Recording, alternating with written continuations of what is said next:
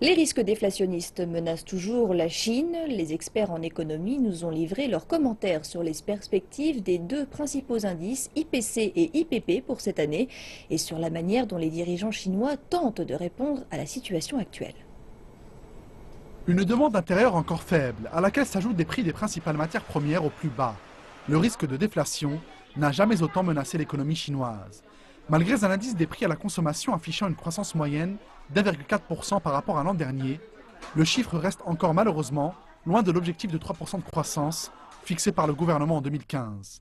Et l'indice ICP restera selon toute vraisemblance à un niveau relativement bas en 2016. La demande intérieure reste globalement faible et malgré cela, nous n'assistons pas à une importante dévaluation de la monnaie. Bien au contraire, nous constatons que le taux de change réel dollar-renminbi est resté fort.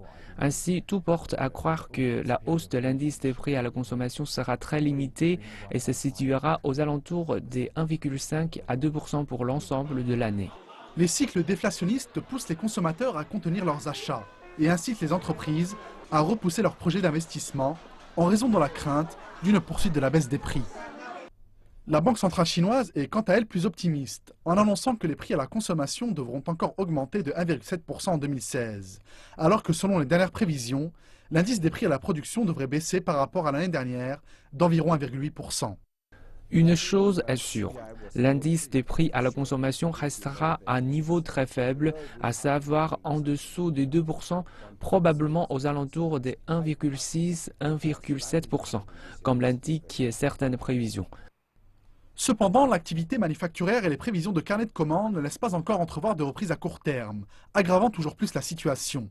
L'indice officiel PMI des directeurs d'achat est tombé à 49,4 en janvier, alors qu'il était encore tout proche des 50 points au mois de décembre dernier, seuil marquant la croissance ou la contraction de l'activité économique. Il s'agit là de la baisse la plus marquée depuis le mois d'août 2012. Elle marque clairement la pression qui pèse sur le niveau des prix, ainsi que les surcapacités dans les secteurs clés de l'économie chinoise, tels que la production d'acier et d'énergie.